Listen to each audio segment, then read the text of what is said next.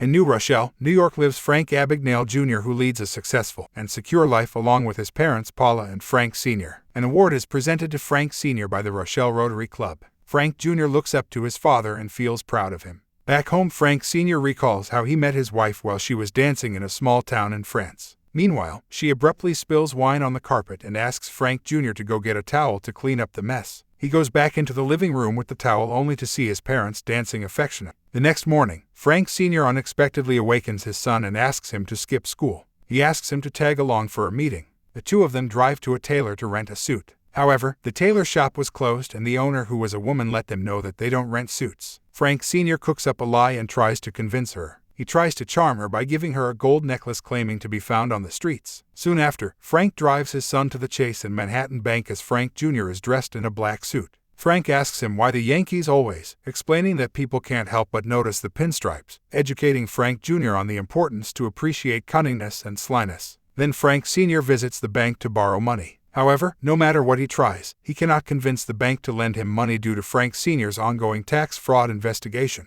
As a result of not getting a loan, Frank Sr. exchanges his car. The Abagnale family is later pressured to leave their property due to their ongoing financial difficulties and Frank Sr.'s problems with tax evasion. On his son's 16th birthday, Frank Sr. presents him with a checkbook and a bank account with $25 deposited. Frank Jr. is compelled to attend a public school since his family is still buried in debt. He wears his private school uniform on his first day since he is uncertain of what else to wear. As he walks into class, he is shoved by the school bully. When Frank Jr. enters his classroom, he appears to be a replacement instructor to the other classmates. This gives him the sudden inspiration to play a prank and act as a substitute teacher. He starts telling the youngsters to sit, pretending to be a replacement teacher, and they oblige. He then continues to instruct the class, taking advantage of the chance to humiliate the bully who assaulted him. The bully is startled, believing that he had previously picked on a teacher and not a student. After a few weeks, the principal contacts Frank Jr.'s parents. He claims that Frank Jr. has been impersonating a substitute instructor for weeks and has even gone so far as to have a parent-teacher meeting. This surprises his parents, but Frank's father takes pleasure in his son's mischief. Later one day, Jr. returns home and is stunned to see his father's friend Jack and his mother leave the bedroom. Frank Jr. is shocked beyond belief, and he feels uncomfortable. His mom attempts to buy him off with the money. He then enters his room and closes the door forcefully. After some time has gone by, Frank Jr. returns home to find yet another man in his house. Jr. thought it was another man who was seeing his mother and lashed out at him. However, the man asks him to calm down and takes him to the room where both his parents are waiting for him. Jr.'s parents are ending their relationship and the man is an attorney. He asks Frank to sign a document and state the name of the parent he wants to live with after the divorce. This was a sudden shock to Frank, and due to the immense pressure, he ran out of his house and headed for the railway terminal. In the subsequent few months, Frank alternates between using the checkbook his father handed him. He spent money in motels and other strange locations to establish himself on his feet. However, because he had no money at all the checks were fake and bounced back. Frank, a juvenile, attempts to pose as an older professional one day to obtain a loan. To get his way, he learns how to falsify paperwork and checks. However, because he was just learning, every bank he approaches turns him down. Frank stops by a tailor's store on his way out of another bank after a failed loan. Just then, a respectable pilot and numerous beautiful flight attendants get out of a cab. Frank is motivated from seeing this and decides to be a pilot himself. He conducts interviews while posing as a high school student preparing an article for the school newspaper and collects all the adequate information he requires to pose as a pilot. He then calls a few people to obtain his co-pilot uniform and receives a formal uniform via his collusion, and even generates fake payroll checks that Pan Am Air workers may cash. One day, he decided to cash his checks at the airport and board an aircraft as a deadhead. He has no idea what a deadhead and other airline terms mean. However, he is lucky as a pilot tagging along for free and is referred to as a deadhead in airline slang. His role was to simply sit along with the pilots and not someone who has a lot of responsibilities. By utilizing his smooth charms and cunningness, he amasses millions of counterfeit checks. Eventually, Frank invites his father to a fancy restaurant to deliver a Cadillac as a surprise. Frank Sr. is appreciative, but he declines to utilize it for fear that the IRS may find it suspect. He then breaks down in tears when Frank Jr. mentions his mother. Still, Frank Sr. pledges to keep advocating for her and to reunite their family. Meanwhile, Frank's actions are being noted and he is being sought out by a dedicated FBI agent, Carl Henry. Carl succeeds in getting to the motel Frank resides in. He takes immediate action and moves to Frank's bedroom. Frank greets Mr. Murphy, an elderly guy who is blind and using a cane, as he makes his way to his hotel room. Carl enters wielding a pistol into Frank's room and searches for him. Frank then emerges from the room's bathroom. Frank glances at Carl calmly and composedly, disregarding Carl's entrance before convincing him that he is Secret Service agent Barry Allen. Carl's guard is lowered by this, however, he still asks him to provide his identity. Frank provides his wallet, and just as Carl was to verify it, Frank intervenes and reveals, showing to the window, that his partner has already captured the culprit. Carl observes Mr. Murphy being helped to his car by his buddy as he stares out and mistakes Mr. Murphy to be the fraud he was searching for. Frank leaves while his wallet is still with Carl, who begins to loosen up. Carl then examines the wallet while slouching on the bed, but to his surprise, he finds no identifications. Meanwhile, Frank is already fleeing as Carl glances out the window. Frank has gotten away and continues to pretend as a student preparing a paper to learn more about flying. He is eventually stopped by an airline employee who instructs him to depart, but not before handing him a news report about the Skyway Man, a scam man operating around airplanes. He is referred to as the James Bond of the skies in the story, which prompts Frank to see the actual film. He then purchases the identical clothing and vehicle that James Bond wore in the most recent Bond film. He checks into a motel where he meets a woman and spends the night with her. Carl Hanratty sits alone at his workstation on Christmas Eve while everyone else is with their families. Carl receives an unusual call at this hour, and Frank's voice may be heard when Carl receives the call on his phone. He apologizes for deceiving him in the past and informs Carl that they should meet in a hotel. Carl nonetheless calls it a bluff and ignores anything else. He then upsets Frank by mentioning that he has no one else to contact, which is the sole reason he is phoning him. Frank feels offended and hangs up after that. Carl spends his morning in a restaurant the next day while checking the phone book and finds various addresses of people listed under the name Barry Allen.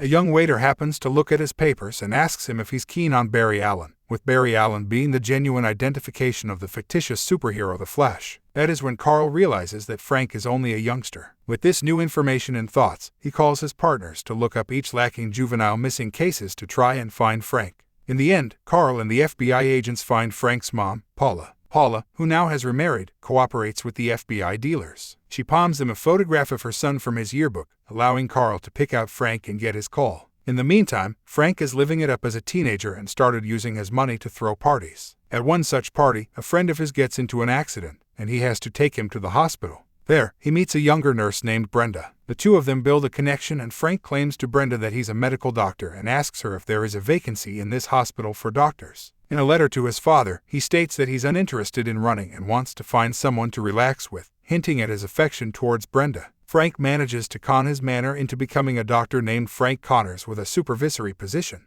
Inside the hospital, Frank and Brenda's affection blossoms right into a romance whilst the two of them share a kiss. But the kiss is interrupted when Frank receives called into the ER. The team of workers there asks for advice on what to do with a young boy who had a motorcycle coincidence. Regardless of his lack of formal understanding, he fakes his way out of the situation and gets away with it. Meanwhile, Carl Hanratty visits Frank Sr., and from their meeting, Carl without delay observes from whom Frank Jr. inherited his sly character. Frank Sr. is evasive with his answers whenever he is requested about Jr., but just as Carl leaves, Frank Sr. tells him that he'll by no means surrender his son. This is whilst Carl spots Frank Jr.'s letters to his father splayed out on the desk, and he is taking note of the address. After some time, Frank expresses his real feelings for Brenda and asks to marry her. He meets with Brenda's parents over lunch, and Frank mentions that he is not just a doctor but additionally a lawyer as well. Brenda, on hearing this, requests her father to allow Frank to work with him in his law office. Later on, Brenda's father confronts Frank approximately who he genuinely is. To this, he replies that he is just a child who's in love together with his daughter. Brenda's father is pleased to hear this and gives Frank his blessing. Frank eventually ends up passing the Louisiana board exam and begins his practice with Brenda's father. Back at the house, Frank is beginning to experience dejected when he watches Brenda and her family having a satisfactory time collectively because he recalls his family that's now damaged. Frank meets with his father in a bar and tells him eagerly that he'll bring his family back together and get back all the wealth that was taken from them. Frank Sr. tells his son that his mom Paula has already remarried. Frank is shocked to hear this. He tells his father that he wants to stop this running and settle down, but his father encourages him to continue, letting him know that he can't stop.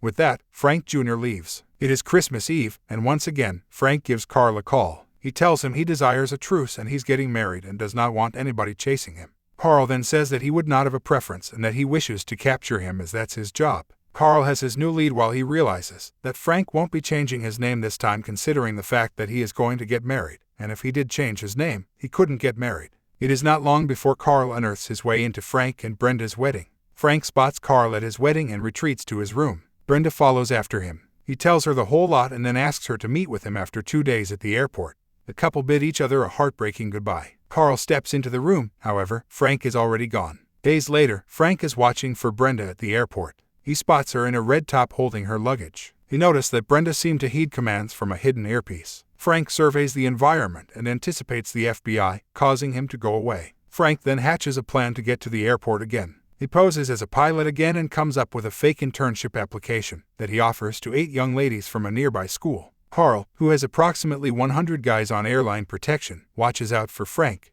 But Frank best steps right into the door in his pilot outfit, along with his entourage of lovely flight attendants to distract the attention of the all-male security officers. Frank eludes them all over again and flies directly out of the country. 7 months later, the FBI grows weary of catching Frank, with the sole exception of Carl, who nevertheless has every purpose of shooting him. Later, Carl realizes that the evidence retrieved from Frank were all actual checks. This leads him to invite a few specialists about what sort of system could produce that form of checks. The experts mention that few machines exist in other countries that can produce such checks. Among these countries was France. Carl then remembers their verbal exchange with Paula, and he figures that Frank is probably in his mother's village in France. Carl in the end tracks down Frank in Montrechard. It's Christmas Eve, and a crowd of people gathers at the nearby chapel. He enters the test manufacturing facility and reveals Frank producing tests by a lot.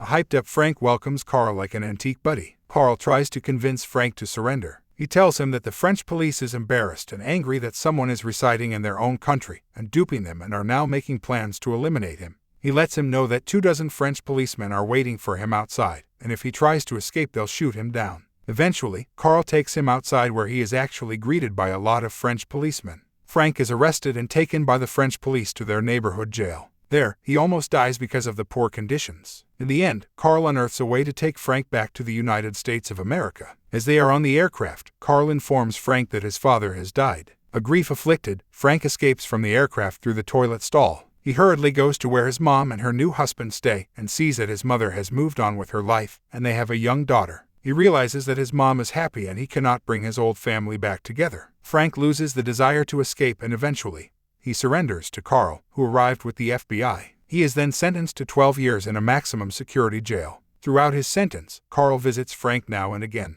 Throughout one such visit, he shows Frank a fraudulent check to take a look at what he is working on. Frank immediately identifies that the financial institution cashier is part of the scheme. Surprised and inspired by this, Carl convinces the FBI to allow Frank to serve the rest of his sentence running inside the FBI bank fraud unit. Frank agrees to this and starts operating with Carl, regardless a whole lot to the hesitation from other FBI officers. Someday, at the same time as Frank is walking down the road, he sees a tailor shop with a pilot uniform displayed, reminding him of his former exploits. With the weekend coming in, the sorrow creeps to Frank as he's left all alone with no one to guide him. This causes him to backslide into his old behavior, and that weekend, he dons a pilot uniform and tries to board an aircraft. Before he ought to, Carl intercepts him and informs him that no one is chasing him anymore. If he is planning to run away, Carl will not prevent him because he knows he will return by Monday. On Monday, Carl nervously waits for Frank to what decision he has made. To his relief, Frank soon comes back, and he facilitates Carl with the case. Eventually, Frank observed himself the place he belongs. Later it is revealed that Frank Jr. has been married for 26 years and has 3 sons with whom he lives a quiet life in the Midwest. Since his release from prison, Frank has helped the FBI capture some of the world's most elusive check forgers and counterfeiters. He has also designed many of the secure checks that banks and Fortune 500 companies use every day. Frank and Carl remain close friends to this day.